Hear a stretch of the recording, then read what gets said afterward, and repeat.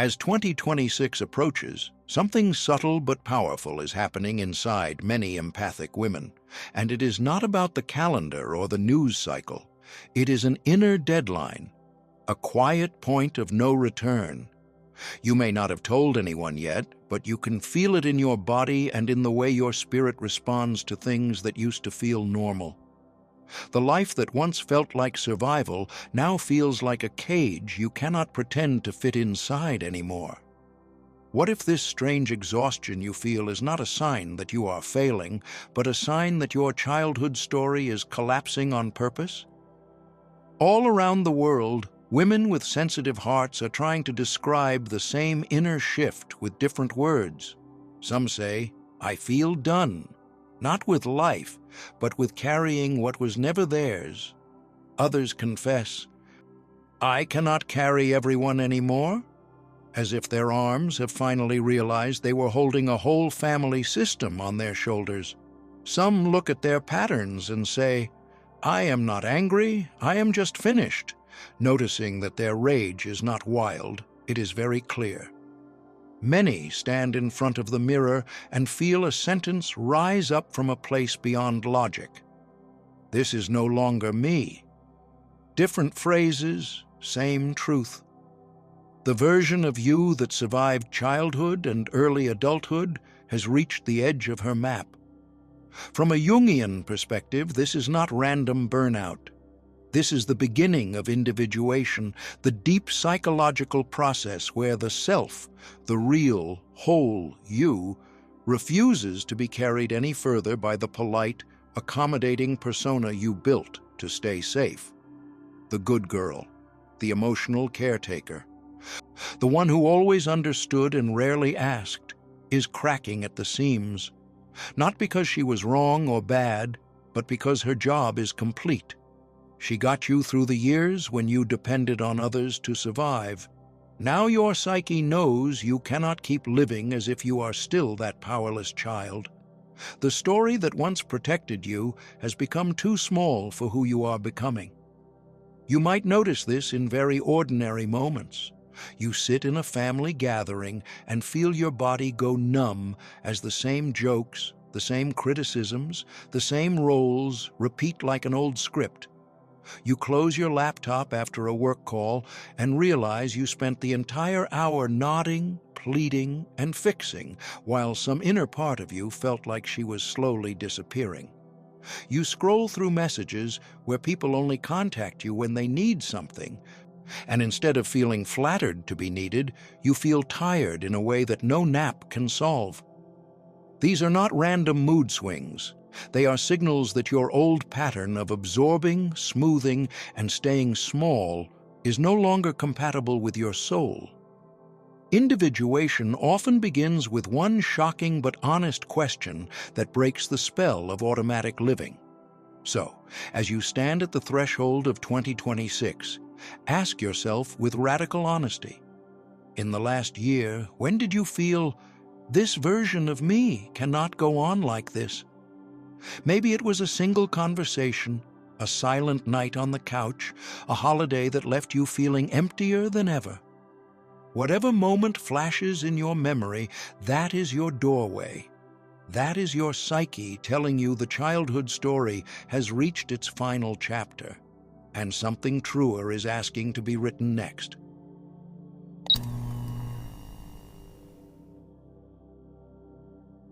It usually starts long before a woman ever learns the word empath, long before therapy, boundaries, or self-awareness. It begins in a house where no one says what is wrong, yet everyone feels it. A home where the air gets thick before an argument, where doors closing too loudly sound like storms, and where a child learns to read silence the way others read books.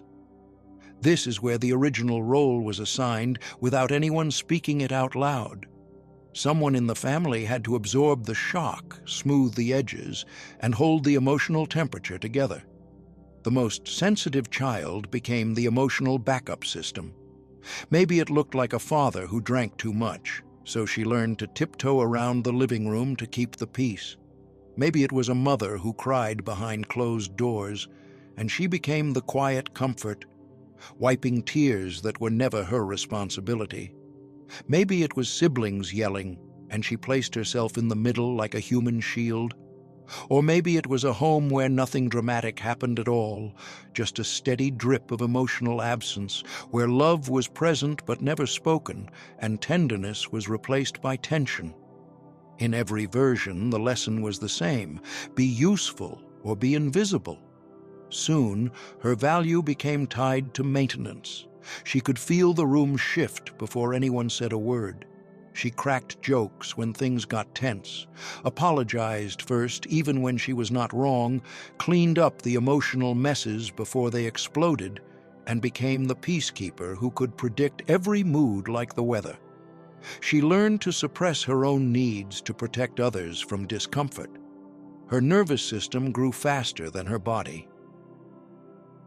This is how the childhood story began. She earned safety by carrying what did not belong to her, and that pattern did not stay in childhood. It followed her into adulthood like a ghost. At work, she overperforms to avoid disappointing anyone. In relationships, she apologizes for things that are not her fault. Around friends, she listens for hours but struggles to ask for help. She gets praised for being strong, but no one notices she is exhausted. She becomes the one who knows how everyone else feels but cannot remember the last time someone asked how she was doing. This is not a weakness.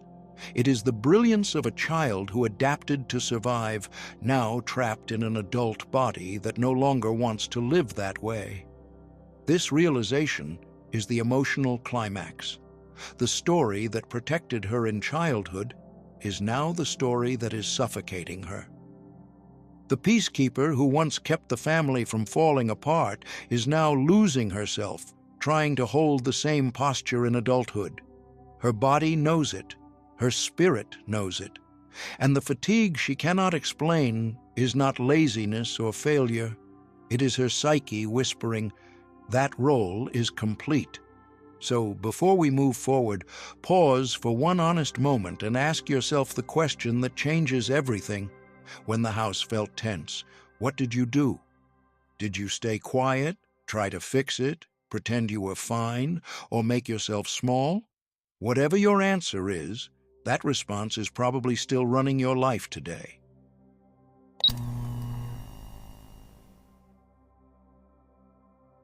Something strange begins to happen when an empath finally gets tired. Not angry in the dramatic way others expect, but quietly fed up in a way that does not go away after sleep, apologies, or pretending everything is fine. This is the moment the old survival pattern starts to malfunction. The body that once absorbed everything now rejects what is not hers. The mouth that once said yes automatically suddenly refuses to form the words. The heart that once accepted crumbs begins to hunger for truth. This is not a breakdown. It is the first flicker of rebellion inside the nervous system. This rebellion often begins in the smallest moments. A woman is at work, as always, being the one who stays late, and she suddenly realizes she feels almost sick at the thought of doing it again. A mother asks for emotional labor that drains her, and instead of jumping in, something inside whispers, "No." A partner makes a passive-aggressive comment she used to swallow, but now her silence feels like self-betrayal. She is not exploding. She is awakening. Jung would call this the shadow rising, the parts of her that were exiled for being too much, too loud, too emotional, now returning and asking to be claimed. This is when irritability shows up. Boundaries that once felt terrifying now feel like oxygen. She needs more time alone, more rest, more honesty. She feels anger she does not recognize coming from her own body. And this is where most empaths panic. They fear they are becoming cruel or cold or selfish. But according to Jung, this is not regression. This is reintegration. The shadow is not a monster. It is a reunion with the parts of her that kept her alive by going silent. Modern neuroscience adds another layer. Neuroplasticity. The brain is rewiring. Pathways that were carved by childhood fear are being interrupted. Instead of automatically absorbing everyone's emotions, the brain begins to ask a new question. Is this mine? Instead of instantly volunteering as the fixer, something inside pauses. Instead of shrinking to keep the peace, she takes up 1 extra inch of space. These are microscopic rebellions that grow into a new identity. In real life, it looks like saying no to a favor she does not have the energy for, ignoring a text instead of rushing to repair someone else's mood, leaving a conversation when she realizes she is holding the emotional weight alone. It looks like choosing self-respect over guilt. The climax of this shift is not dramatic, it is simple and life-changing. She begins to feel the difference between responsibility and rescue. She starts to recognize the moments she volunteers to save others so she does not have to face being alone. She sees the emotional contracts she agreed to without ever signing them, and she realizes she does not have to keep paying with her peace. To make this transformation real instead of theoretical, she starts with one tiny practice. The next time she is about to say, "It is fine, I will handle it," she pauses for 3 breaths and asks herself, "Do I truly want to do this? Or am I afraid they will be upset if I say no?" That pause is where the brain rewires. That breath is where the shadow returns home. That moment is where she stops being a victim of her empathy and becomes the architect of her inner world. Because the truth is, she is not becoming harder. She is becoming clear, and clarity is what freedom feels like at first.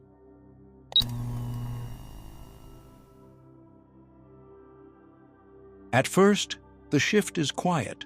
It happens inside her long before anyone notices. She speaks a little slower. She says no a little earlier. She walks away a little sooner. And suddenly, the world begins to tremble around her. Not because she has become cruel or distant, but because the people who benefited from her softness can feel the frequency changing. Where she once vibrated with fear, guilt, and obligation, she is now learning to live with clarity, choice, and self-ownership. And that change disrupts the emotional contracts that were never spoken, but always enforced. This is when the reactions begin. A friend who is used to emotional access at any hour suddenly calls her cold. A partner who relied on her to manage the atmosphere of the home says she is different now. A family member who always expected immediate compliance accuses her of being selfish. They are not angry because she hurt them. They are angry because she stopped abandoning herself for their comfort. Jung would say what they fear is not her change, but what her change reveals, that they might have to carry their own emotional weight now. You can see it in real-life moments. She declines a request that would exhaust her, and someone responds with silence to punish her. She does not rush to fix a problem she did not create, and someone accuses her of not caring. She leaves a gathering early because her body is tired, and whispers follow her out the door. These scenes sting, not because she doubts her choice, but because they prove just how much her identity was built on someone else's expectations. What most people do not realize is that this phase is not a collapse. It is a recalibration. The old frequency was built on survival. Stay small, stay quiet, stay soft, stay useful. But the new frequency demands expansion. She is learning that love without self-respect is not love. Help without boundaries is not help. Compassion without choice is captivity. That truth is not loud, but it is seismic. This is why tension becomes unavoidable. Two frequencies cannot coexist the way they once did. The old system tries to pull her back into the familiar rhythm: guilt, apology, over-explaining, emotional babysitting. The emerging self asks her to hold the line instead. Breathe, pause, choose, observe. Every time she honors the new frequency, she becomes less reactive and more rooted. This is how the nervous system learns a new language. This is how the soul takes the wheel back from fear. And it is in this contrast that the viewer receives the most important reframe. Criticism is often proof of growth. When someone says, "You used to be so understanding," what they often mean is, "You used to let me violate your boundaries without consequence." When someone says, "I do not even know who you are anymore," what they are actually saying is, "You stopped being the version of you that made my life easier." Their words reveal dependence, not truth. So when the moment comes and someone throws the familiar accusation across the room, she can respond with a calmness that terrifies the old story. "I still care about you, but I can no longer abandon myself just to keep you comfortable." That one sentence holds a lifetime of evolution. It is not a weapon. It is not revenge. It is a declaration of frequency, because the world is not reacting to who she is becoming. The world is reacting to the fact that she will never shrink back again.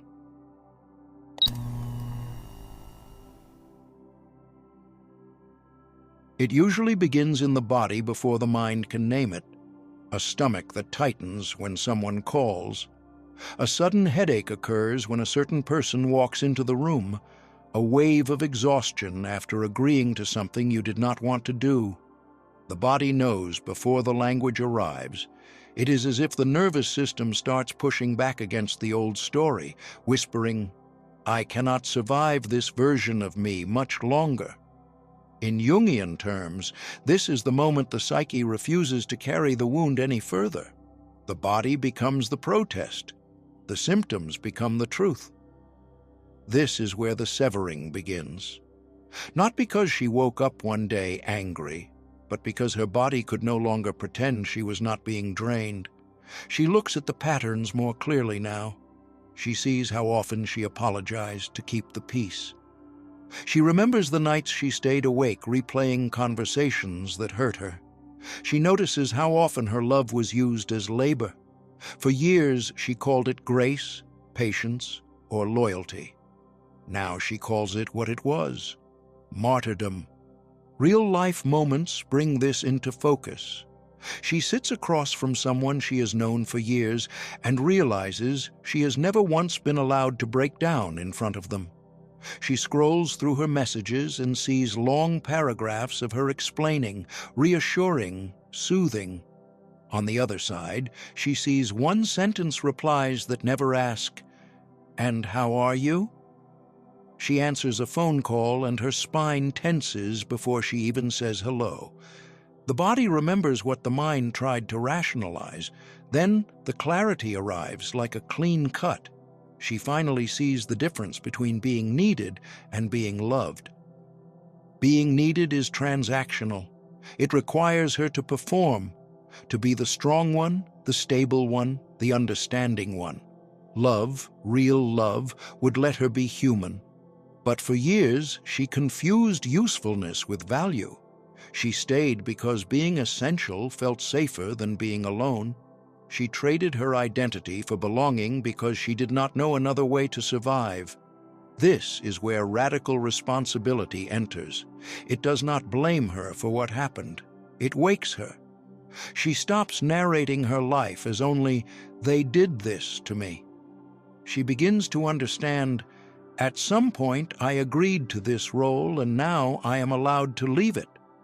Responsibility is not about fault. It is about power. It is the moment she breaks the spell. It is the moment she stops auditioning for worthiness.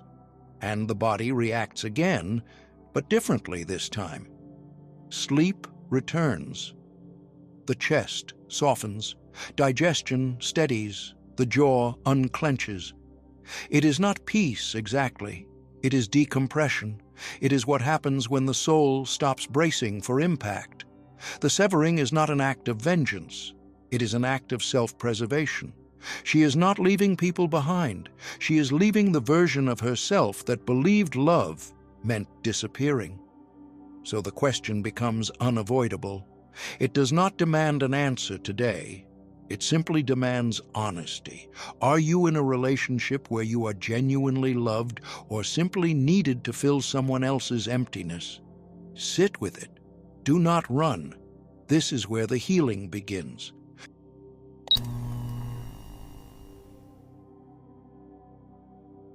Something changes on the other side of the severing.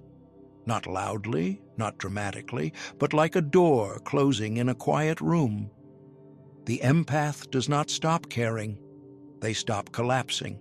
They do not become cold. They become clear. They still feel deeply. They still notice the unspoken tension in a room.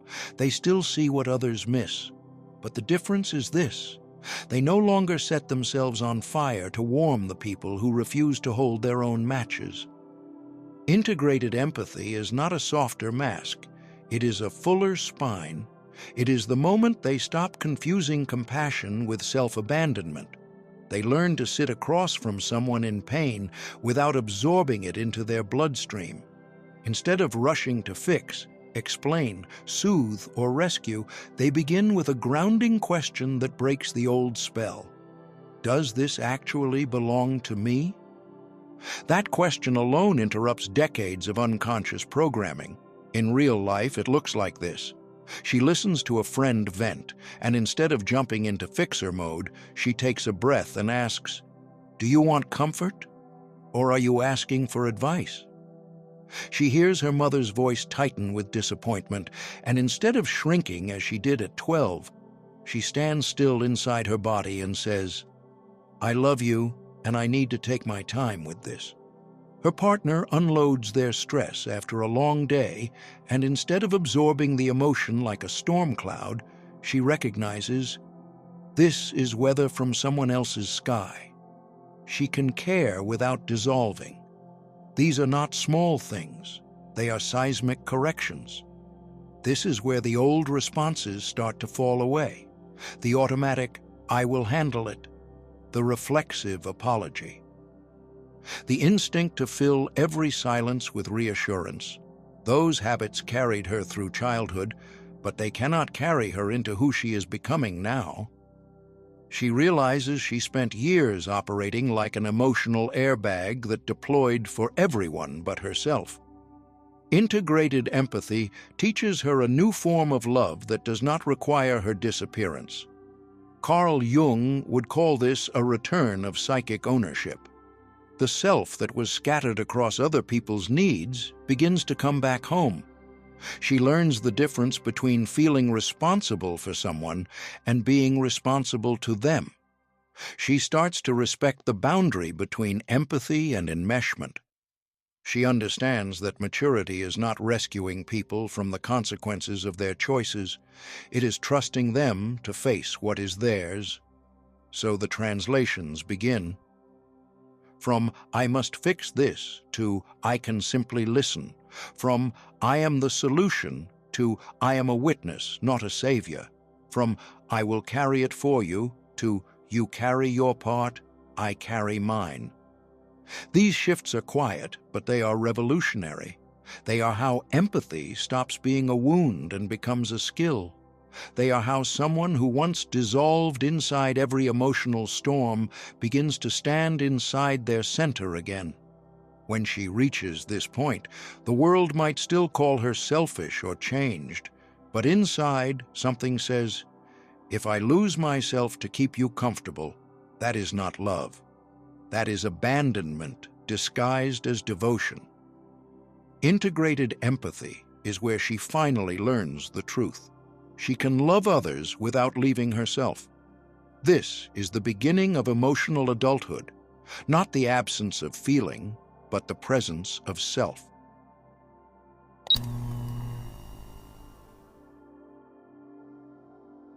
There comes a moment when the question is no longer, "How do I fix this?" but "Who do I become if I stop disappearing?"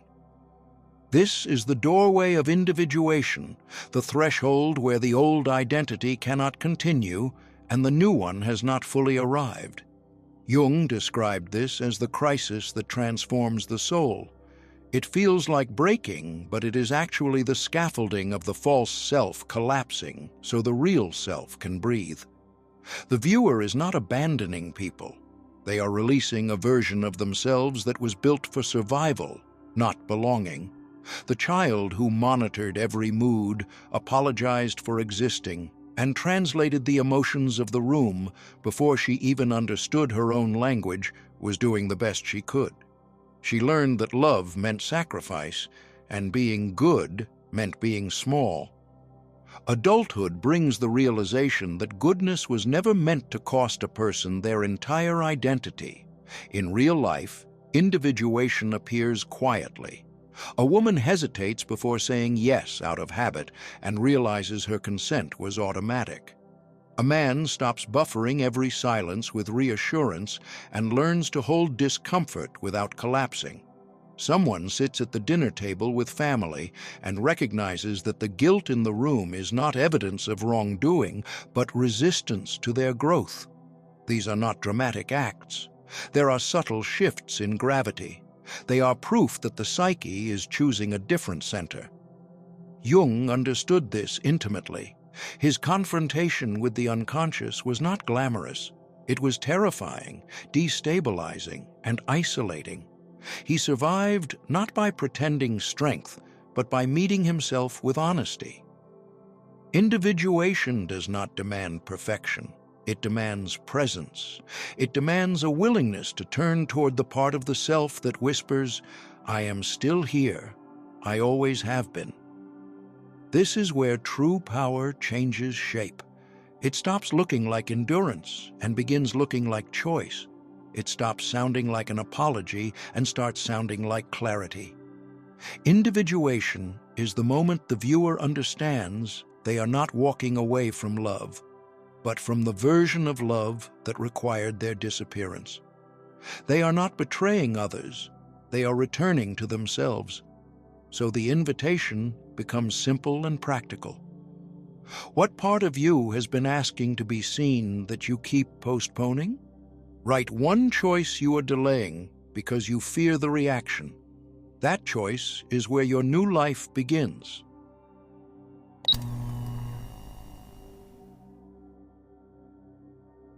There comes a point when a person realizes they are not healing to return to who they were. They are healing to become who they needed when they were young. This is why 2026 is not just another year on a calendar. It is a threshold, a symbolic crossing. The world does not need another person who smiles through pain, fixes everyone else first, or confuses self-abandonment with kindness. It needs people who can feel deeply without collapsing, who can witness life without absorbing every burden, who can stand in their center without apologizing for taking up space. The phrase, "I am rising," is not a declaration of perfection. It is a quiet promise. It is what someone says when they are still shaking, still unsure, but refusing to go back to who they were before they knew better. It is the voice that appears after the breakdown, after the severing, after the moment when the old self cannot survive the weight of who they are becoming. And even if no one claps, even if no one understands, there is a deeper recognition inside. The soul knows it is moving in the right direction. In real life, rising looks ordinary. It looks like taking a breath before agreeing to a request. It looks like going home early because your body needs rest more than approval. It looks like sitting in silence instead of rushing to rescue someone. It looks like replacing "I'm sorry" with "thank you for understanding." These moments seem small from the outside, but inside they are tectonic. They shift the ground that the future will stand on. So here is a ritual that does not overwhelm, a doorway instead of a demand. For the next 7 days, choose one moment where your automatic response would have been yes. Instead, say, "Let me think about it," and give yourself a little time, not to avoid responsibility, but to remember that you exist too. You do not need to rebuild your life overnight. You only need one pause where your body learns it has permission to choose. If there is a sentence to carry into 2026, let it be this: I am not here to shrink. I am here to rise. And if your voice trembles when you say it, that is still rising. If this touched something sacred inside you, don't let it fade into silence. Like this video, subscribe, and turn on notifications. Your presence here is not just support, it's resonance. And if you feel moved to give back, your donation becomes a quiet but powerful gesture that helps keep this light alive for others still walking in the dark.